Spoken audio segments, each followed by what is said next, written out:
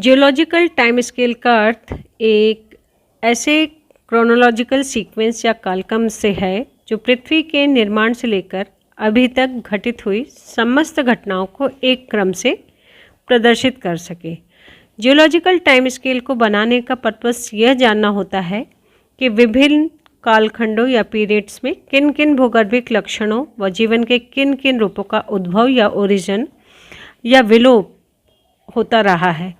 एक तथ्य यहाँ पर स्पष्ट रूप से समझिए कि पृथ्वी के इतिहास को विभिन्न कालखंडों या पीरियड्स में बांटने का काम चट्टानों की प्रकृति, मतलब वो किस स्ट्रक्चर की हैं, उनकी लोकेशन और चट्टानों में मिलने वाले फॉसिल्स या जीवाश्म जो होते हैं उन पर निर्भर करता है। जियोलॉजिकल टाइम स्केल को समझने के लिए सबसे पहले हमें पृथ्वी का उद्भव या पृथ्वी की उत्पत्ति या इवोल्यूशन ऑफ अर्थ को समझना होगा। पृथ्वी हमेशा से ऐसी नहीं थी जैसी वह आज हमें दिखाई देती है। पृथ्वी का वर्तमान स्वरूप इसके क्रम विकास के अनेक स्टेप्स से गुजरने के बाद प्राप्त हुआ है। पृथ्वी की उत्पत्ति गैस और धूल के एक धधकते गोले के रूप में हुई थी। इस डायग्राम में आप देखिए कि प्रारंभ में पृथ्वी जो थी वो चट्टानी और गर्म और बिल्कुल ही वीरान सी थी। इसका वायुमंडल जो था वो हाइड्रोजन और हीलियम से बना था।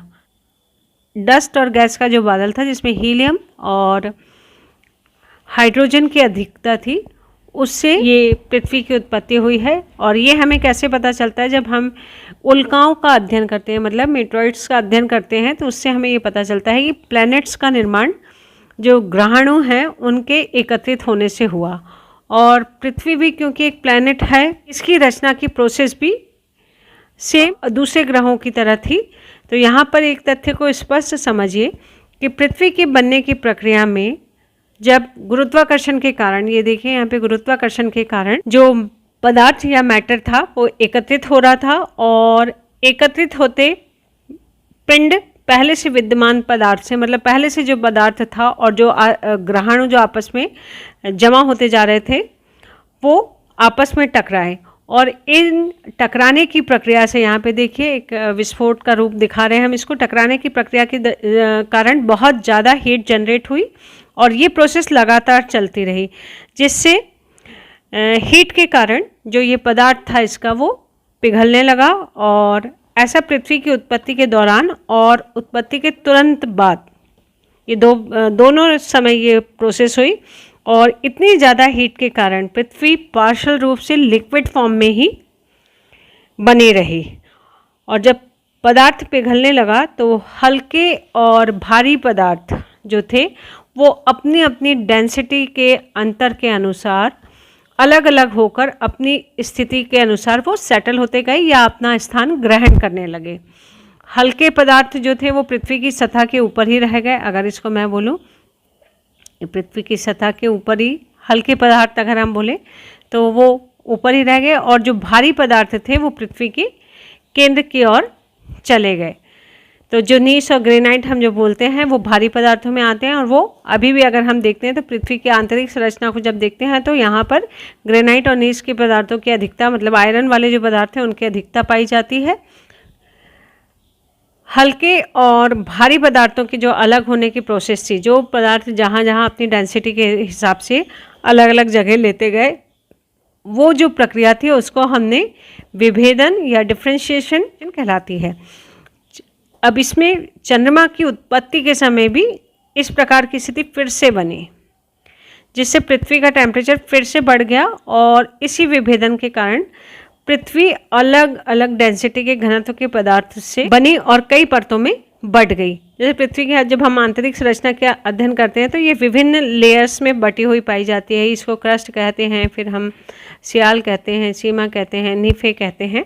तो ये अलग अलग परतों में बढ़ गई, और पृथ्वी की जो सबसे ऊपरी पपड़ी जो थी, ये जिसको ये हम कह रहे हैं, ये सबसे पहले ठंडी हुई और ठंडी होकर कठोर बन गई, और इसी ऊपरी परत को हम भूपृष्ठ या क्रस्ट ऑफ द अर्थ कहते हैं। धीरे धीरे क्रस्ट का नीचे वाला भाग भी, मतलब इसके नीचे वाला, एक तो ये लेयर ठंडी हुई और फिर इसके बाद नीचे की जो लेयर थी वो ठंडी होना शुरू हुई। तो जब नीचे वाला भाग धीरे धीरे ठंडा होकर सिकुड़ने लगा, इसके नीचे का जो भाग, तो जिसके कारण पृथ्वी की ऊपरी परत पर फोल्ड पड़ने लगे, इस तरीके से जगह जगह पे फोल्ड पड़ने लगे।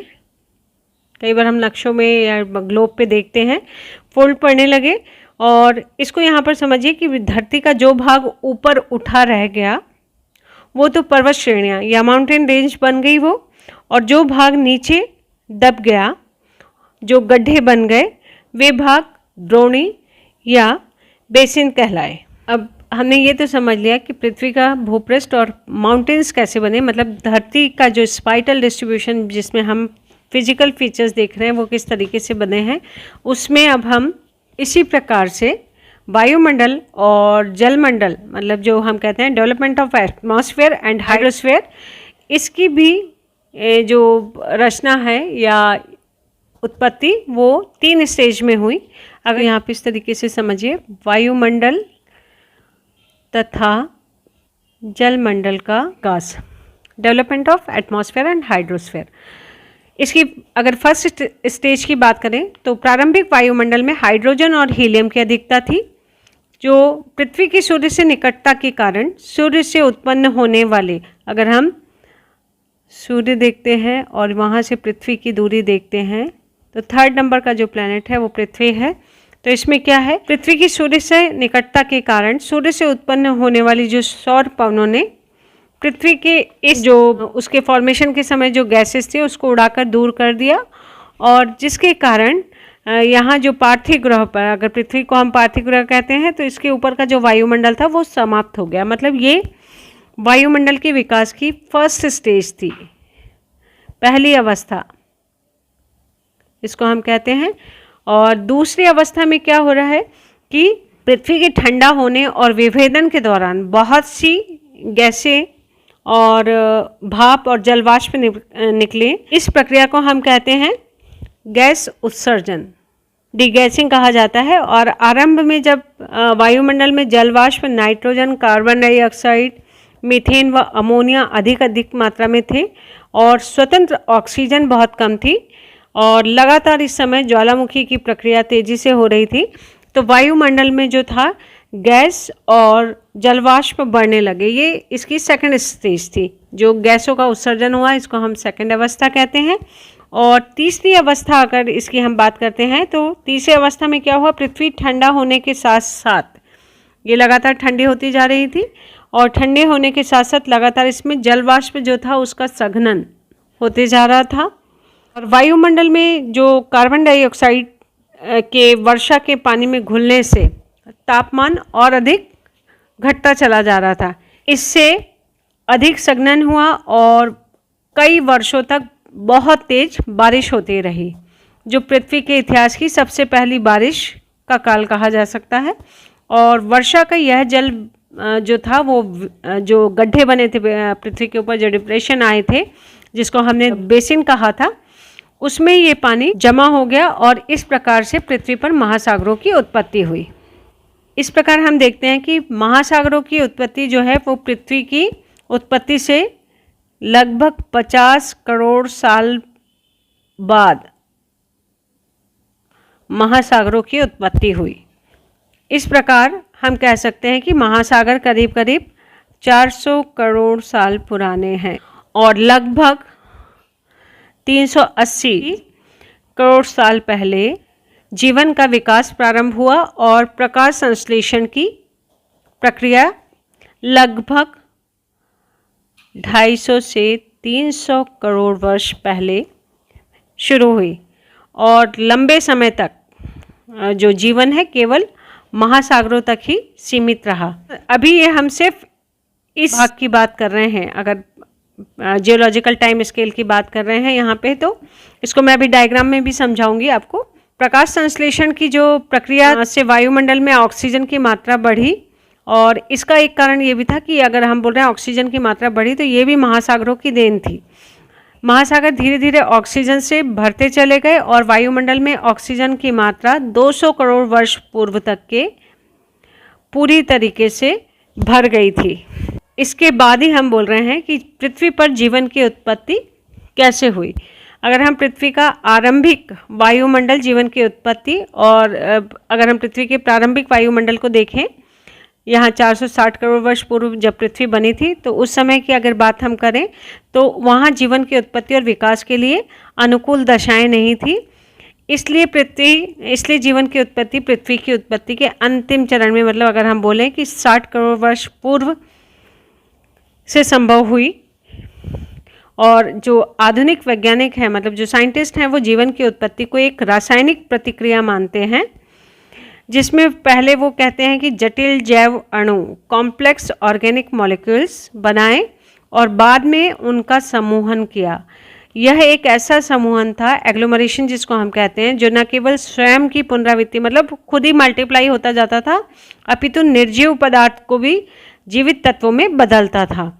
और हमारे ग्रहों पर भिन्न भिन्न काल में पाए जाने वाले, मतलब भिन्न भिन्न काल में, अभी मैं इसको भी समझाऊंगी, पाए जाने वाले जीवन के चिन्ह चट्टानों में जीवाश्म के रूप में उपलब्ध हैं।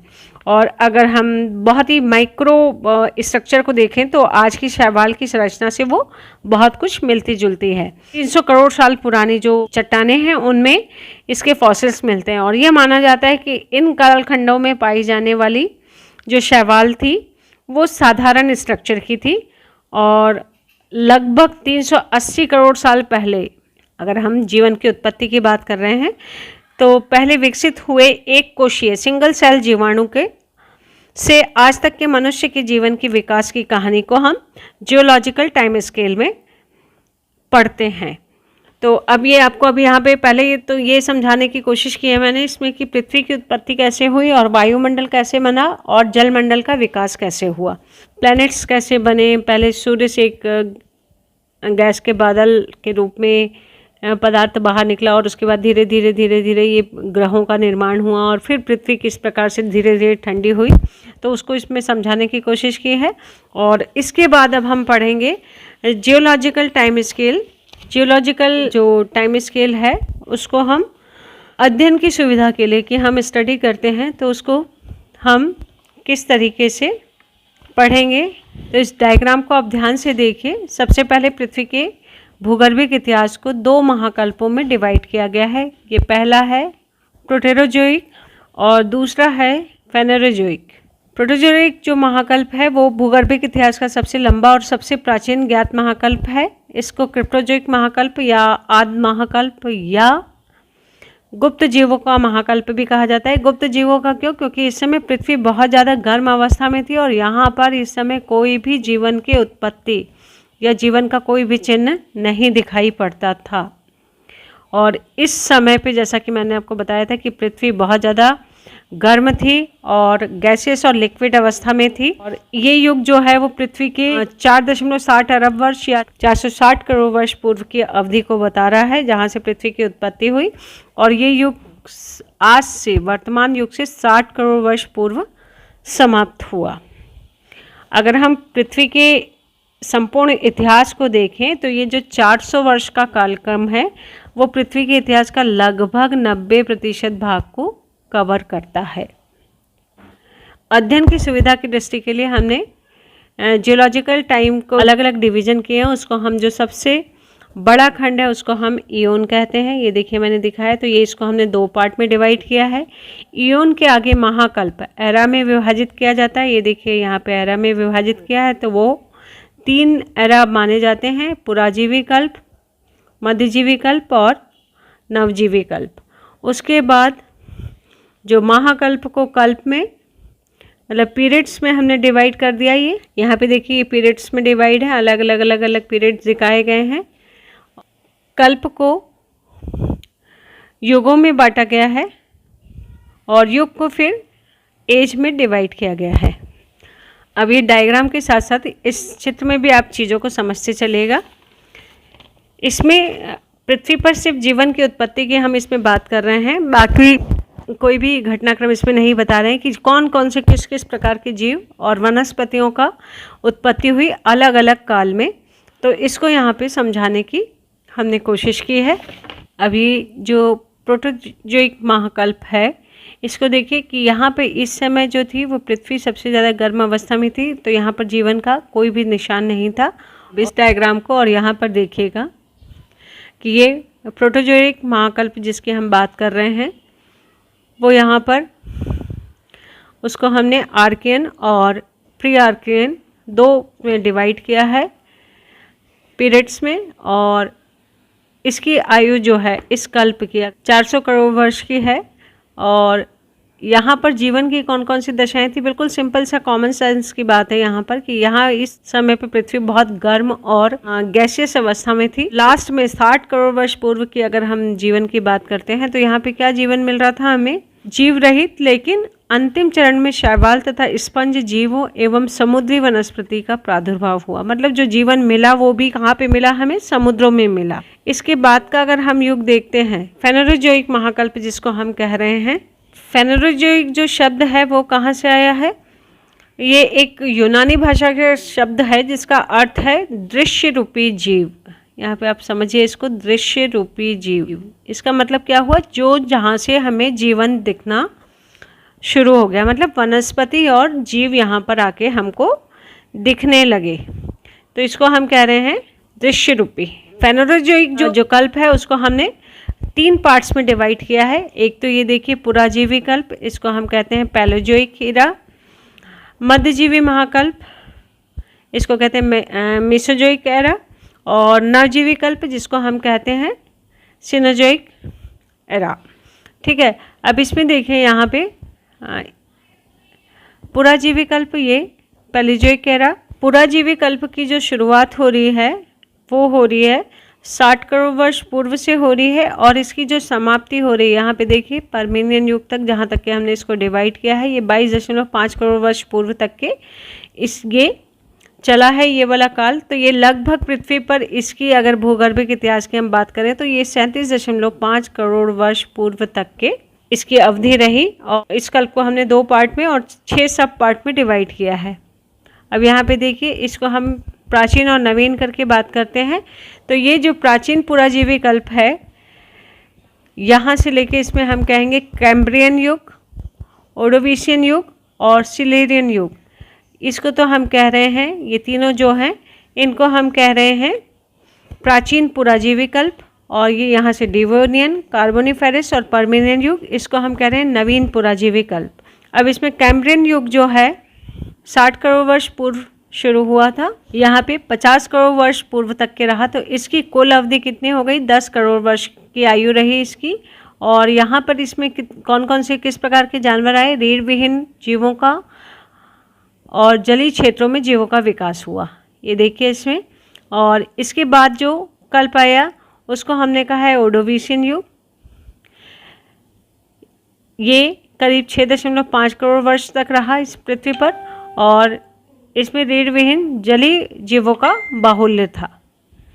जो सिल्यूरियन था उसमें रीढ़ की हड्डी वाले जीवों का सबसे पहले इसी युग में आविर्भाव हुआ, और ये भूपटल पे करीब करीब 4 करोड़ वर्ष तक की इसकी अवधि रही। और बिना पत्ती वाली वनस्पति और सागर मतलब महासागरीय जल में सांस लेने वाले जीवों और मछलियों का और प्रवालों का जन्म हुआ। इसके बाद नवीन पुराजीवी कल्प में हम देखते हैं डिवोनियन युग। डिवोनियन युग का जो है ये इंग्लैंड में डेवन नाम की जगह के ऊपर इसका नाम रखा गया, और ये जो इसका समय था ये करीब पृथ्वी पर 5 करोड़ वर्ष तक के ये युग रहा। और इसमें जो भूपटल पर झाड़ीनुमा वनस्पति एवं सागरों में मछली तथा प्रवाल की बहुलता तथा रीढ़ सहित जीवों का विकास इसी काल में हुआ। फिर इसके बाद आता है कार्बोनिफेरस युग। कार्बोनिफेरस युग आया, ये करीब करीब 6.5 करोड़ वर्ष तक का काल रहा पृथ्वी के ऊपर।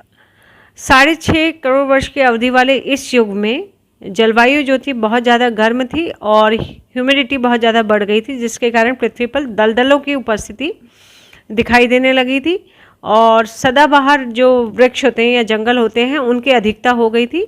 और ये धीरे धीरे कालांतर में भूगर्भिक हलचलों के कारण भूमि में दब गए और कोयले में कन्वर्ट हो गए।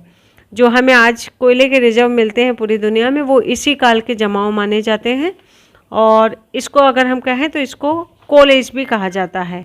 और इस समय पर जल और स्थलीय जीवों की बहुलता बहुत ज़्यादा हो गई थी और रेप्टाइल्स इसी समय में पैदा हुए थे। इसके बाद आता है पर्मेनियन युग। पर्मेनियन का नाम जो है वो रशिया के जो पर्म प्रदेश है उसका नाम रूस के पर्म प्रदेश के नाम पर रखा गया है।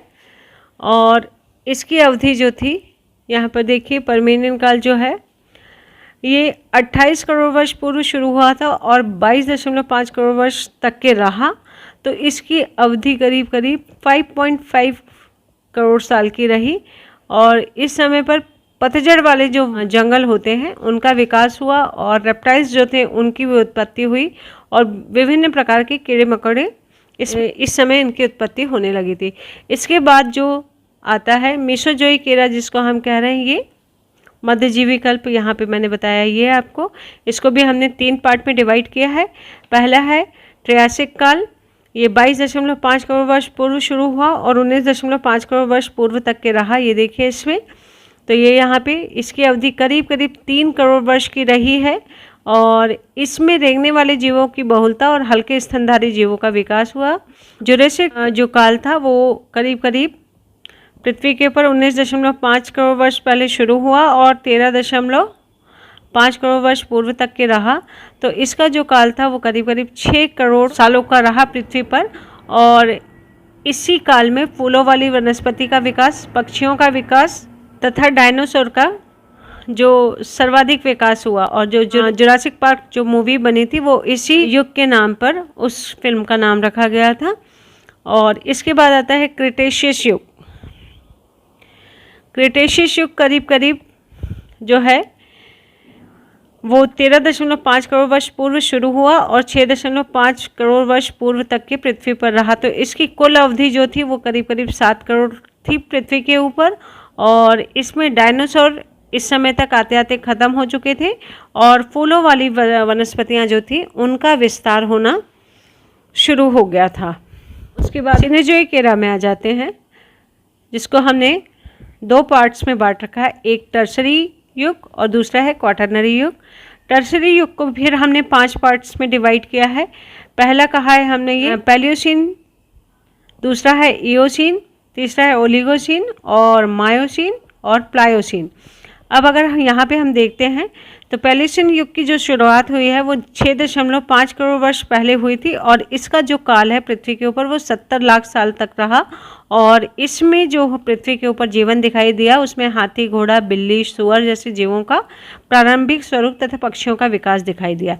इसके बाद इयोसिन युगांतर शुरू होता है। ये करीब करीब 6.5 करोड़ वर्ष से 5.8 करोड़ वर्ष पूर्व तक रहा और इसकी जो समय बोले हम तो ये करीब करीब 2 करोड़ वर्ष तक का इसका काल रहा। और कछुआ, बंदर तथा मगरमच्छों का जन्म तथा रेंगने वाले जीवों का इस युग में वो जो जीव थे वो खत्म हो गए। इसके बाद आता है ओलिगोसिन। यहाँ पे देखिए ये ओलिगोसिन मैंने दिखाया है। ये 3.6 से लेके 2.5 करोड़ साल इसका समय है।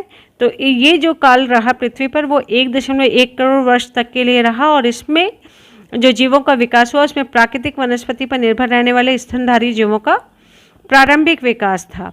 और इसके बाद आता है मायोसिन युग। ये करीब 2.5 करोड़ वर्ष से लेके 1.3 करोड़ वर्ष पूर्व तक के यहाँ पे रहा। और ये अगर हम बात करें मायोसिन युग की तो 1.2 करोड़ इसकी अवधि रही पृथ्वी पर कुल। और इसमें व्हेल, चमगादड़ तथा बंदरों का विकास हुआ।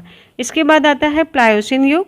ये करीब करीब 1.3 करोड़ वर्ष पहले शुरू हुआ और 30 लाख वर्ष पूर्व तक के ये रहा। तो मतलब लगभग 1.11 करोड़ साल तक के इसका काल रहा। और इसमें इस काल में जो जीवन की उत्पत्ति हुई उसमें मानव के जैसे जिन बंदरों की पूंछ नहीं थी उनका विकास हुआ और बड़े स्तनधारी मतलब मैमल्स जीवों का यहाँ पर कहते चाहिए कि वो लुप्त हुए और शार्क मछलियों का इस काल में विनाश हुआ। क्वाटरनरी युग में आ जाए नवजीवी कल्प के, इसको हमने 2 पार्ट में डिवाइड किया है। एक तो प्लीस्टोसिन युग और दूसरा है होलोसिन युग। प्लीस्टोसिन युग जो था वो 30 लाख साल पहले शुरू हुआ था और 29.90 लाख साल एज यहाँ पृथ्वी पर रही इस काल की। और इसमें हिमयुग का प्रारंभ हुआ। आदि मानव, पाषाणकालीन मानव द्वारा औजारों का निर्माण हुआ। इसमें प्लेस्टोसिन काल में जो था जो आज से लगभग 10,000 साल पहले समाप्त हुआ। ये देखिए यहाँ से, ये 10,000 बाद ये चल रहा था, तो ये 10,000 साल पहले समाप्त हुआ। तो अगर हम इसमें बोलते हैं 4 हिमयुग, जिसको कहते हैं, पहला है गुंज, दूसरा है मेंडेल, और तीसरा है रिस, और चौथा है वूम। ये 4 हिमयुग पृथ्वी पर देखे गए। और इसके बाद जो है लास्ट जो बोल रहे हैं हम, प्रेजेंट में जो अभी चल रहा है होलोसीन अथवा अभिनव काल, जो अभी वर्तमान में चल रहा है, इसकी जो एज है वो 10,000 साल पहले ये शुरू हुआ था। और इसकी जो विशेषताएं थी, यहाँ पर हिमयुग की समाप्ति हुई, आधुनिक मानव द्वारा कृषि कार्य तथा पशुपालन कार्य इसमें प्रारंभ किया गया। तो इस तरीके से हम 460 करोड़ वर्ष पूर्व जो पृथ्वी का इतिहास हुआ और उसके वर्तमान काल तक के किस तरीके से जीवन पृथ्वी के ऊपर विकसित हुआ, इसको हमने समझा है।